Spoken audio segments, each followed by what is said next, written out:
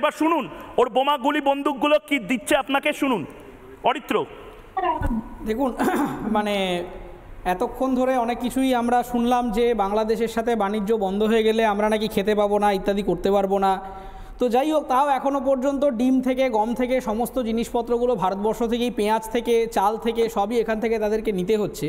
এবার দেখুন, অলসতা এবং অশিক্ষা এটা একটা কুবুদ্ধির লক্ষণ, এবং অধিকাংশ ক্ষেত্রেই আমাদের বর্ডার স্টেট মানে বর্ডার যে ডিস্ট্রিক্টগুলি রয়েছে যেখানে বাংলাদেশের সাথে আমরা জমি শেয়ার করি, সেই জায়গাগুলোতে দীর্ঘদিন ধরে করছে। আপনার রিপোর্টের সাথে আমি 2-3টে পয়েন্ট একটু অ্যাড করে দিই।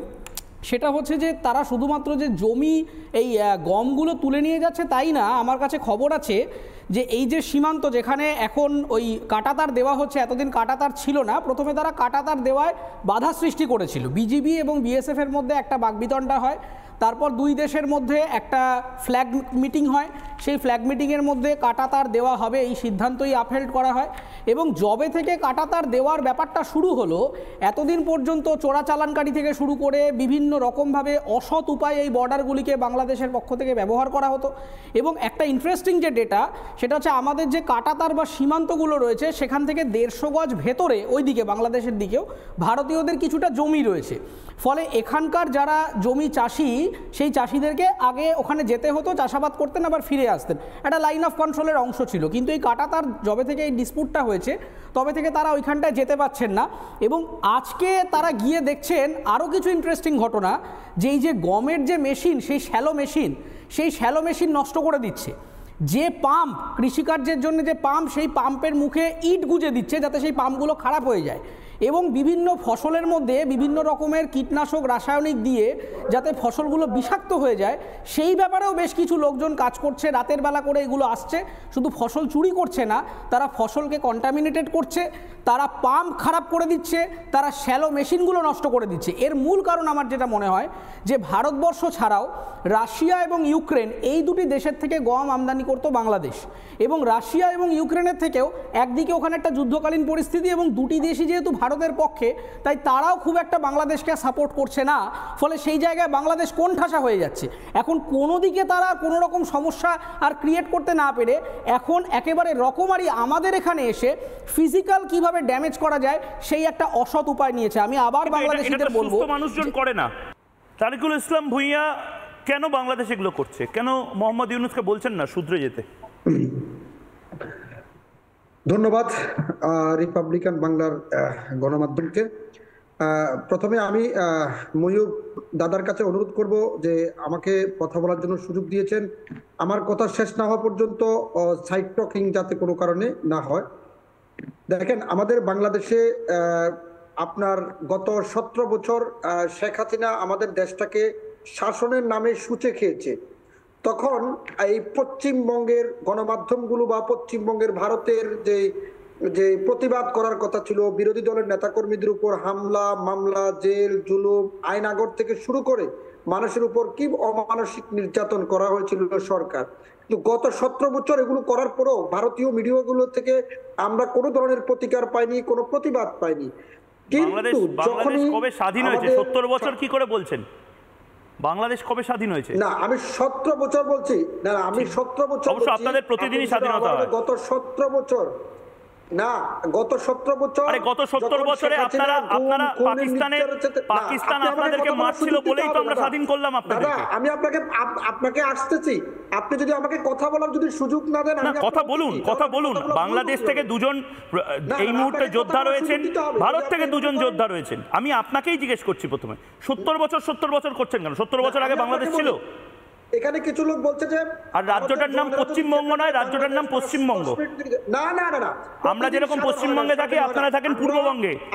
এমন পরিস্থিতি করবেন না, পূর্ববঙ্গটাও ভারতের একটা রাজ্য হয়ে যাবে। সেই রাজ্যের মুখ্যমন্ত্রীর নাম মোহাম্মদ ইউনূস বর্তমানে হয়তো হবেন। আপনারা না না, মোহাম্মদ ইউনূসের যোগ্যতা আপনি এখনো জানেন না ভাই। না, জানি না তো। কারোর যদি যোগ্যতা না থাকে কি করে জানবো? ভারতবর্ষে সে যদি প্রতি বছর নিজেকে যোগ্য প্রমাণ করার জন্য ফেল করে, যোগ্যতা সম্পন্ন ব্যক্তি কি যোগ্যতা আছে তার? সারা বিশ্ব শাসন করেছে। হ্যাঁ, বিশ্ব শাসন করেছে। বাবারে, বিশ্বের বাঘ নাকি? নোবেল বিজয়ী একজন। নোবেল বিজয় মানে আমাদের দেশে আসুন, নোবেল বিজয়ীদের কি কাজ সেটা দেখুন। কে নোবেল দিয়েছে সেটা আগে জিজ্ঞেস করুন, একটা তদন্ত কমিটি বসান। আমরা গত 2 থেকে 3 মাস আপনাদের সাথে চুক্তিবদ্ধ, পশ্চিমবঙ্গের সাথে যখন আমাদের বাণিজ্যিক লেনদেন বন্ধ করেছি তখন কোথায় বাণিজ্যিক লেনদেন? চালটা কে দিচ্ছে? চালটা কে দিচ্ছে? হনুলুলু থেকে চাল আসছে। আর আমাদের সাথে বাণিজ্যিক না করলে তো আপনারা খেতে পারবেন না। আমরা খেতে পারবো না। হ্যাঁ, আমরা গোটা বাংলাদেশও খেতে পারি, আমরা সর্বভুক, আমরা গোটা বাংলাদেশ খেয়ে নেবো।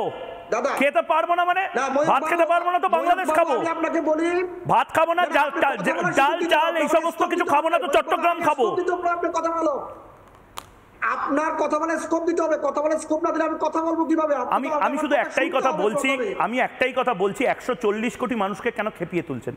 ভারতীয়রা কিন্তু খুব ক্ষেপে আছে, আপনারা ফসল নষ্ট করাচ্ছেন, আপনারা একটা প্রতিবাদ করছেন না। 140 কোটি মানুষের জন্য, ভারতের 140 কোটি মানুষের জন্য বাংলাদেশের 50 লক্ষ জওয়ান, বাংলাদেশের 50 লক্ষ জওয়ান যথেষ্ট ওদেরকে প্রতিরোধ করার জন্য। আর আমাদের 1000 সিভিক ভলেন্টিয়ার যদি বাংলাদেশ বর্ডারে গিয়ে লাঠি নিয়ে দাঁড়িয়ে পড়ে, গোটা বাংলাদেশটা মিউ মিউ করবে। কি বলছেন? এত জওয়ান করেন কেন? বাসের হেলিকপ্টার নিয়ে এত জওয়ান করেন কেন? নিরস্ত্র মানুষ আপনাদের সাথে প্রতিরোধ করেছিলাম, দেখেন না? শুধরে যান, মোহাম্মদ ইউনূসকে খবর পাঠান, মোহাম্মদ ইউনূসকে খবর পাঠান। ময়ূক বলেছে শুধরে যেতে, আজ রাত 9টার মধ্যে না শুধরালে মাথায় দুঃখ আছে, কপালে দুঃখ আছে। আপনি গণমাধ্যমের না দুঃখ না, আমাদের সাথে মাত্র 5 মিনিট যুদ্ধ করার মতো ক্যাপাসিটি আপনাদের নাই। হ্যাঁ, এটা গ্যাসের ওষুধ খান। 5 মিনিট যুদ্ধ, আমি পিসিআর কে গ্যাস টিমকে বলবো এটা গ্যাসের ওষুধ দিতে। গ্যাস মাথায় উঠেছে আপনার। তারিকুল সাহেব, আপনি তো বাংলা সিনেমা দেখেন, আপনাদের তো বাংলাদেশের সিনেমাও আপনাদের রুচি হয় না। বাংলা সিনেমা দেখেন, বাংলা সিনেমার অন্যতম জনপ্রিয় মুখ। আরে দেখে নিন না, এক ফ্রেমে আছেন, এটা পোস্টার করে বাড়িতে রাখতে পারবেন। অরিত্র দত্ত বণিকের সাথে এক ফ্রেমে আছেন, দেখে নিন। 100 বছর পরে পোস্টার করে রাখতে পারবেন। ভারতের এত বড় সেলিব্রিটির সাথে এক ফ্রেমে আছেন। দীপাঞ্জন চক্রবর্তী, আমি জানি না দীপাঞ্জন দা আপনি শুনেছেন কিনা, বিএসএফ এর মহিলা জওয়ানদের সাথে এই বাংলাদেশের এই মোহাম্মদ ইউনূসের কাঙাল বাহিনী তারা যে অসভ্যতা করে বলে মালদার সীমান্ত লাগোয়া ভারতীয়রা বলছেন, এ তো ভয়ঙ্কর অসভ্য, মানে বর্বরোচিত আচরণ। এটা কতদিন টলারেট করবো আমরা? দেখো, আমাদের সেনাবাহিনী বা প্যারামিলিটারি ফোর্সেস তারা তো পৃথিবীর অন্যতম শ্রেষ্ঠ এবং প্রশিক্ষিত সুশিক্ষিত বাহিনী। আমরা জানি সংযম কিরকম ভাবে রাখতে হয়। এই কতগুলো সন্ত্রাসবাদী মৌলবাদী মোল্লা ওখানে ওরা প্রভোকেশন দেবে, প্ররোচনা চূড়ান্ত করবে। মোহাম্মদ ইউনূসের কাছে এই মুহূর্তে সব থেকে প্রয়োজনীয় কিছু তার বাংলাদেশের সহনাগরিকদের ডেড বডি, কারণ এই প্ররোচনা এবং বিএসএফ কে আক্রমণ আরো বাড়বে 20 তারিখের আগে।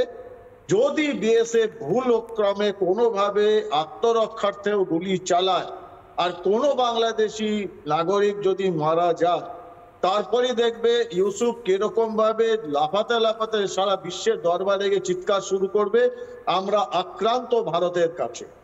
এবং ইউনূসের এই অসাংবিধানিক উপদেষ্টা পরিষদে এই মাহফুজ আর এই নজরুলের মতো যারা আইএসআই আর এই লস্করের আল কায়দার দালালরা রয়েছে, তারা সঙ্গে সঙ্গে চিৎকার শুরু করবে, ইসলাম খতরে পে হ্যায়, হিন্দু ডমিনেটেড ভারত আক্রমণ করেছে ইসলামিক বাংলাদেশকে। এটা এদের পুরনো ছক, এটা বোঝা গেছে না। কিন্তু আমি একটা জিনিস বুঝতে পারছি না, ইসলামিক রিপাবলিক অফ বাংলাদেশের প্রধান কি করে একজন সুদখোর ব্যাংকার হয়? সুদ নেওয়া তো হারাম না। ও তো প্রধান কে বলেছে? ও তো সম্পূর্ণ অসাংবিধানিক, অবৈধ। ওকে এই সন্ত্রাসবাদী গুলো হাফিজ, এই যে যারা রয়েছে তাদের, মানে এই নজরুল আসিফের মতো বা মাহফুজের, ওদের ক্ষমতায় তুলালে ওরা পাকিস্তান থেকে ডক্টর ওই হাফিজ মোহাম্মদ সৈয়দকে এনে বসাতো লস্করে তৈবার হেডকে, এবং সেটা তো পারছে না। ওদের একটা লোক দরকার যে লোকটা বিশ্বের দরবারে মোটামুটি জানাশোনা আছে এবং মেরুদণ্ডহীন, ক্লিবলিঙ্গ। তো ইউনূসের সব ক্যাটাগরি পুরো হয়েছে, তো এরকম ক্লিবলিঙ্গ লোকই তো চাই ওদের জন্য। আমি আপনার কাছে আবার আসছি। নানা ধরনের কন্টেন্ট দেখার জন্য লাইক করুন, শেয়ার করুন আমাদের ফেসবুক পেজ, সাবস্ক্রাইব করুন আমাদের ইউটিউব চ্যানেল। পাশাপাশি অন্যান্য ব্রেকিং নিউজের জন্য অবশ্যই চোখ রাখুন রিপাবলিক বাংলায়।